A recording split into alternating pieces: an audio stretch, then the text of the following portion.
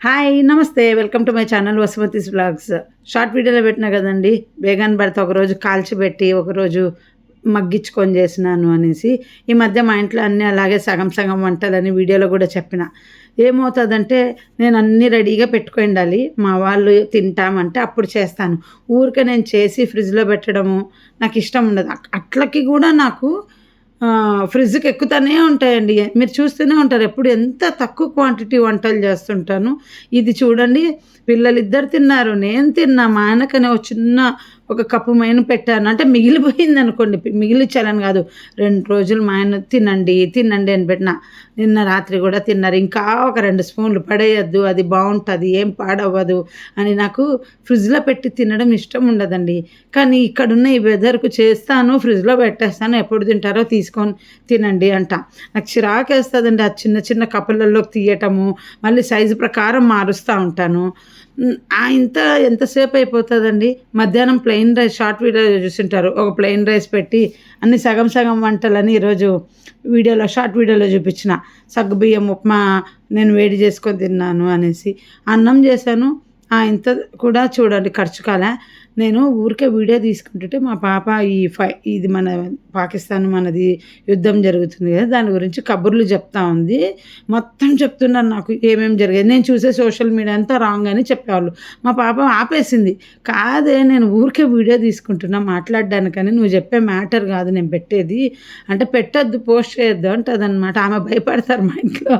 నన్ను చూసి కెమెరా తీస్తే మా ఆయన భయపడతాడు, మా పిల్లలు భయపడతారు నేను వీడియోలలో చెప్తున్నానేమో అనేసి.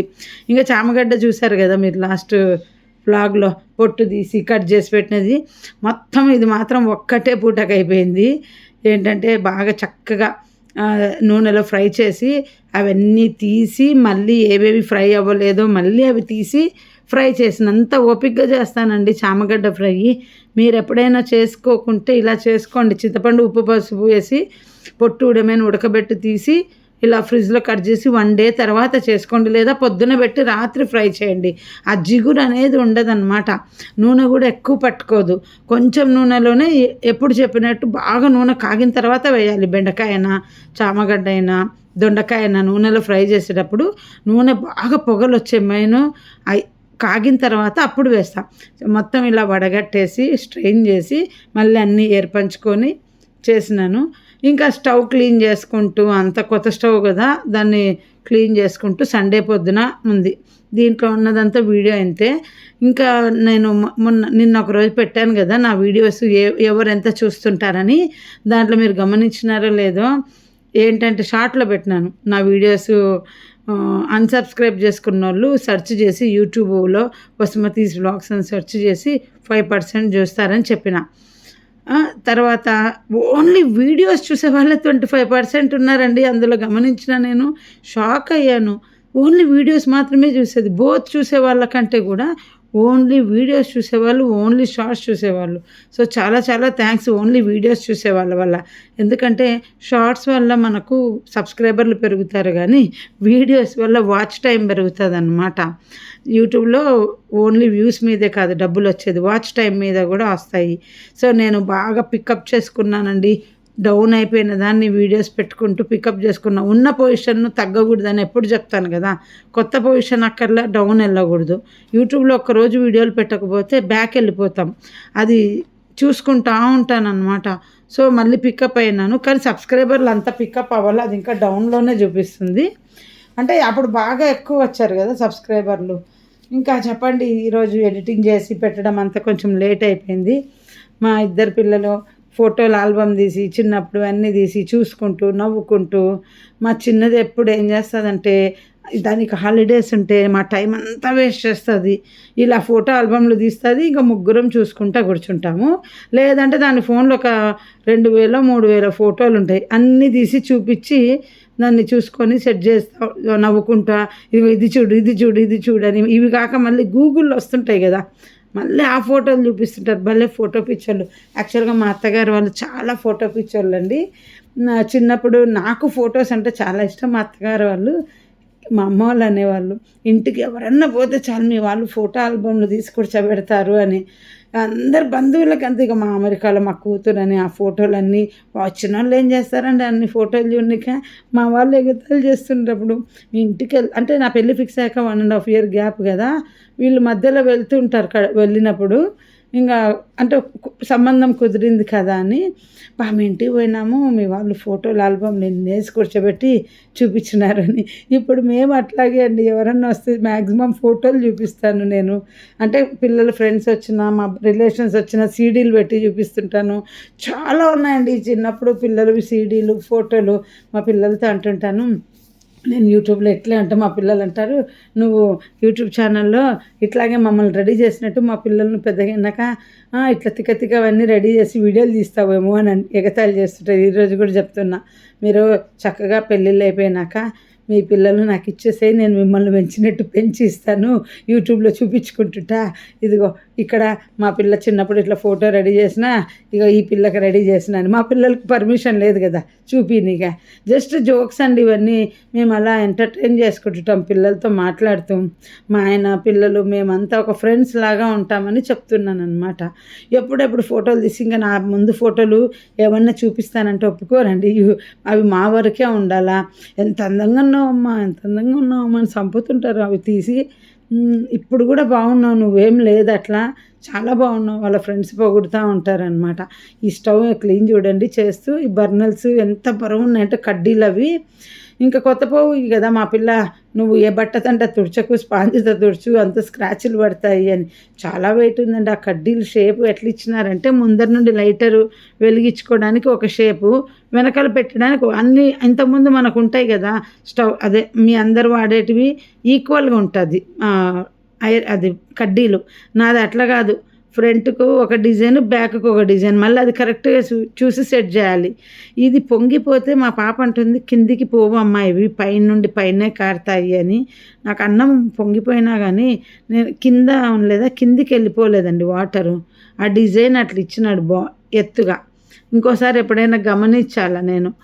సరే అండి, ఇంకా నాకు ఒకరు పెట్టారండి ఒక కామెంటు, అంటే మా ఫ్యామిలీ వాళ్ళ గురించి చెప్తూ ఉంటాను కదా, ఒక లాస్ట్ వ్లాగ్ కాదు, మామిడికాయలు కట్ చేసే వీడియోలో టాపిక్ నేను మర్చిపోతుంటా. వాళ్ళు ఏదన్నా కామెంట్ పెట్టినప్పుడు అందులో ఏం చెప్పినానో వీళ్ళు ఏం క్వశ్చన్ పెట్టినారని ఆలోచించి దాంట్లో ఏదో ఫ్యామిలీ మెంబర్స్ గురించి చెప్పినా, నువ్వు చెప్పేది ఏదో మంచి చెప్పు, వాళ్ళ ఒకరి గురించి చెడ్డగా ఎందుకు చెప్తావు అని అన్నారు. అది మాట్లాడుతున్నా ఇప్పుడు టాపిక్ ఏంటంటే, మనం ఒక మనిషిని మంచోడని చెప్పినంత ధైర్యంగా వీళ్ళు చెడ్డోళ్ళు అని చెప్పడానికి ఎంతమందికి ధైర్యం ఉంటుందండి. మంచోడు అన్నప్పుడు నీకేం తెలుసు వాళ్ళ మంచితనము, నువ్వు చూసినావా అని మాత్రం అడగరు. అవునా అట్లా నా మంచోళ్ళు అంత మంచోళ్ళని అందరూ అనుకుంటారు. అదే పలానోళ్ళు చెడ్డోళ్ళు అని చెప్తే నీకేం తెలుసు, నువ్వేం చూసినావా, నీకు తెలియంది ఎట్లా చెప్తున్నావు అని మాత్రం అంటారు. ఇదే మేము ఇవాళ మాట్లాడే టాపిక్. ఎవరైనా సరే చూడండి, మనము ఈజీగా చాలా మంచోళ్ళు వాళ్ళని చెప్పినంత ధైర్యంగా చెడ్డోళ్ళని చెప్పి చూడండి. ఆ చెడ్డోళ్ళు ఏంటనేది కూడా ఎందుకు చెడ్డోళ్ళుగా కనిపిస్తున్నారని చెప్పి చూడండి. బయటికి పబ్లిక్లో ఎవ్వరికీ ధైర్యం ఉండదు చెప్పడానికి. మనము ఒక మనిషి మంచోడు అని అన్నప్పుడు చెడ్డోడు అన్న పాయింట్స్ కూడా చెప్పాలి అంటున్నా. నేను మీకు నా వీడియోస్లో గమనిస్తే చాలాసార్లు రిలేషన్స్ని పొగిడినేటివి ఉన్నాయి. వాళ్ళు చెప్పిన నాకు నచ్చని గుణాలు చెప్పినాను, నేను చెడ్డోళ్ళు అని చెప్పలేదు. నాకు నచ్చిన ఇప్పుడు వంటలలో ఎప్పుడు నేను ఈ వంట వీళ్ళ కాడ నేర్చుకున్న అమ్మ గురించి కానీ పిన్నమ్మల గురించి కానీ అందరివి చెప్తా. ఎందుకంటే నేను అందరి దగ్గర అన్నీ నేర్చుకున్నా గుడ్ హ్యాబిట్స్. తెలుసా అండి, ప్రతి మనిషి దగ్గర మా రిలేషన్స్, పిన్నమ్మలు, మేనమామలు, కజిన్స్, బాబాయిలు, ప్రతి ఒక్కరి లైఫ్ స్టైల్ చూసి ప్రతి ఒక్కరి జీవితంలో నాకు ఆ రోజు వాళ్ళది ఇది కరెక్ట్ కాదు అనిపించినది మైండ్లో అప్పుడే పెళ్ళికి ముందే సెట్ చేసుకోవు, ఇలా చేయటం బిహేవియర్ కరెక్ట్ కాదు, సరే గుడ్ అనిపించినాయి, ఇది గుడ్ కదా అని అలా నా మైండ్ సెట్టింగ్ చేసుకున్నానండి నేను. ఇప్పుడు కూడా నేను ఏ హ్యాబిట్ నీలో ఇది బాగుందంటే నేను వెంటనే చెప్పగలను, ఇది నేను పలానా వాళ్ళ కాడ నేర్చుకున్నాను అని. గుడ్ హ్యాబిట్ ఈజీగా చెప్పగలను. మరి గుడ్ హ్యాబిట్ చెప్పినప్పుడు నాకు వాళ్ళల్లో నచ్చనివి కూడా చెప్తాను కదా. నేను తప్పేముంది, నాకు నచ్చని గుణాలు చెప్తాను. నేను మా అమ్మలు చెప్తాను, మా నాన్నలు చెప్తాను, మా సిస్టర్స్వి, మా బ్రదర్స్వి, వాళ్ళకి గూడా ఉండొచ్చు నాలో నచ్చని గుణాలు చెప్పడంలో. నచ్చని గుణం ఎప్పుడుదప్పుడు చెప్పి చూడండి ఒక మనిషికి, "నువ్వు ఈరోజు ఇట్లా బిహేవ్ చేసినావు. నాకు ఈ హ్యాబిట్ నీలో నచ్చలేదు" అని. మా పిల్లలు వాళ్ళ ఫ్రెండ్స్‌లో ఇలాగే చెప్పుకుంటారు. "నీ బిహేవియర్ మంచిది కాదు." నన్ను చాలామంది అట్లాగే నన్ను మొఖాన చెప్పేవాళ్ళండి. బట్ నేను అందరూ నా తోటి వాళ్ళు చెప్పేవాళ్ళు. "నువ్వు ఇలా బిహేవ్ చేస్తావు, మనిషిని మొఖం మీద మాట్లాడతావు." చిన్నప్పటి నుండి నాకొక చెడ్డ పేరుందండి. ప్రతి మనిషిని మొఖం మీద మాట్లాడుతాది అని. మొఖం మీద మాట్లాడడం అంటే ఏంటి? తప్పుని తప్పు అని చెప్పినాం గదా! చాలామంది అంటారు, పిల్ల భలే మొఖం మీద మాట్లాడుతది" అంటే ఏ పిల్లలనైనా ఉన్నది ఉన్నట్టు మాట్లాడే వాళ్ళను మొఖం మీద మాట్లాడడం అంటారు. అలా మాట్లాడినప్పుడు తప్పేముంది? నువ్వు ఈ హ్యాబిట్ మార్చుకోవాలని నన్ను ప్రెజర్ చేశారండి. మొఖం మీద మాట్లాడితే ఆ ప్రెజర్ వల్ల నేను ఏ మనిషిని వాళ్ళ తప్పు ఎంత ఉన్నా లోపల మైండ్‌లో పెట్టుకొని నవ్వుతూ నేను ప్రతి మనిషి చేసిన తప్పును సర్దుకుపోయినాను. ఇప్పుడు మళ్ళీ సర్దుకపోకుండా మా పిల్లలకు గూడా నేర్పించిన. ఏ హ్యాబిట్ ఎవరిదైనా నచ్చకపోతే చెప్పేయి వెంటనే. "నువ్వు ఈరోజు నన్ను ఇట్లా హర్ట్ చేసినావు, నాకు నచ్చలేదు" అనేసి డైరెక్ట్‌గా. లేదా కలుస్తామనుకో పాత రిలేషన్‌షిప్ ఎవరైనా వాళ్ళకి ఎత్తి చూపిచ్చు హ్యాబిట్స్. ఇది గూడా నేను మా రిలేషన్స్ కాడే నేర్చుకున్నానండి.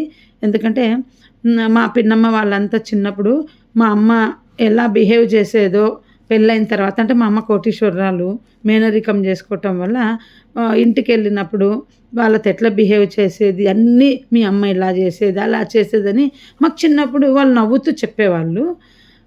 సో, అది కరెక్టో రాంగో వాళ్ళ దృష్టిలో నాకు తెలీదు ఎందుకు చెప్తున్నారో. నాకది పాయింట్ ఔట్ చేస్తున్నట్టు అనిపిచ్చేది. అంటే మా అమ్మ మా ఇలా చేసిందని మాతోనే కాదు, ఇంకా మా వెల్ విషర్స్ ఉండేవాళ్ళు. వాళ్ళతో గూడా చిన్నప్పుడు మా అక్క ఇలా చేసేది, అలా ఏంటంటే ఏం లేదండి. వాళ్ళు చెప్పిన కంప్లెయింట్స్ చెప్తా చూడండి. మా అమ్మ కార్‌లో వచ్చేది, వెళ్ళేది పుట్టింటికి. మా అమ్మ కొంచెం లగ్జరీగా ఉండేది. తను ఏవో పౌడర్ తెచ్చుకుంటే ఎవ్వరికీ ఇయ్యకుండా లోపల అల్మార్‌లో దాచిపెట్టుకొని పౌడర్ పూసుకునేది. సన్నదువ్వెన వాడేది. తన పౌడర్‌లు మాకిచ్చేది కాదు. ఇలా దాచిపెట్టుకొని అన్నీ వాడేది మీ అమ్మ అని. అది వాళ్ళ వరకు అది రాంగ్. మా అమ్మ వరకు రాంగో రైటో తెలీదు. ఇంకా ఏందంటే మా నానమ్మ మా అమ్మకు చీరలు కొనిచ్చిందంట. ఒకసారి ఊరికెళ్ళినప్పుడు మా మా పిన్నమ్మ వాళ్ళ ఊరెళ్ళినప్పుడు అది మాకు మొన్నటి దాకా గూడా చెప్తా వచ్చారు. "మీ నానమ్మ వచ్చి మీ అమ్మకు 4 చీరలు కొనిచ్చింది" అనేసి. అంటే మేనరికమే. అలా ప్రతిదీ ఇంకా మా అమ్మ గెస్ట్‌లొస్తే తను ఎలా చూస్తదని మా ముందరే కూర్చొని మాట్లాడేవాళ్ళనమాట. ఇంకా అలా ప్రతి పాయింట్ మా ముందర కూర్చొని మా అమ్మది మాట్లాడుతా ఉంటే నేను ఏం తీసుకోవాలి? మా అమ్మ చెడ్డదనే గదా తీసుకోవాలి యాక్చువల్‌గా. కానీ ఎప్పుడు గూడా మా అమ్మ చెడ్డదని చూడలేదు నేను. మా అమ్మ మీద కంప్లెయింట్ ఇస్తున్నారు అని ఒక ఫీల్ అయ్యేదాన్ని చిన్నప్పటి నుండి గూడా. సో, మా పిల్లలు గూడా ఎవరైనా మా మీద అట్లా కంప్లెయింట్ ఇచ్చినప్పుడు చాలా ఫీల్ అవుతారు. మీ అమ్మ ఇలా చేసేది, అలా చేసేది. జోక్స్‌గా చెప్పుకునేది వేరు. మైనస్ పాయింట్లు అంటే నువ్వు హర్ట్ అయిన పాయింట్లను నవ్వుతూ చెప్పేది వేరు. ఆ మాత్రం తెలుసుకోలేమా చెప్పండి? సో, నేనేమంటున్నానంటే కొందరు నవ్వుతూ మైనస్ పాయింట్లు చెప్తారు. అదే వాళ్ళను మేము ఒక్కరోజు కూడా మీలో ఈ బ్యాడ్ హ్యాబిట్ ఉందని మేమెప్పుడు కూడా నేనైతే ఏ రోజు కూడా ఎవ్వరితో వాళ్ళ పిల్లలతో గాని అనలేదు. చూడండి ఇవన్నీ నేను ఎందుకు చెప్తున్నానంటే మా జీవితాల్లో జరిగినాయి. మా అమ్మ, నాన్న గురించి ఎప్పుడు మా రిలేషన్స్ మా దగ్గర కూర్చొని ఇలాంటి వాళ్ళు, అలాంటి వాళ్ళని చెప్తా ఉంటే మేము ఒక్కరోజు కూడా పోయి మా పేరెంట్స్‌కి చెప్పలేదు. ఆ రోజుల్లో చెప్పింటే యాక్షన్ వేరే ఉండేది. ఏ రోజు కూడా చిన్నప్పుడు అప్పుడు మేము అలా చెప్పేవాళ్ళం కాదు ఇప్పుడు పిల్లల్లాగా. ఇదే మా అమ్మ, నాన్న ఏ రోజు కూడా వాళ్ళ పిల్లల దగ్గర మీ అమ్మ ఇలాంటిది, మీ నాన్న ఇలాంటిదని ఒక్కరోజు కూడా చెప్పలేదు. అది మా పేరెంట్స్ క్యారెక్టర్. సో, మేమేమంటున్నామంటే రిలేషన్స్ అందరూ కూడా మమ్మల్ని ఎప్పుడు పాయింట్ ఔట్ చేస్తూనే ఉండేవాళ్ళు. వాళ్ళేదో సస్వర్లయినట్టు.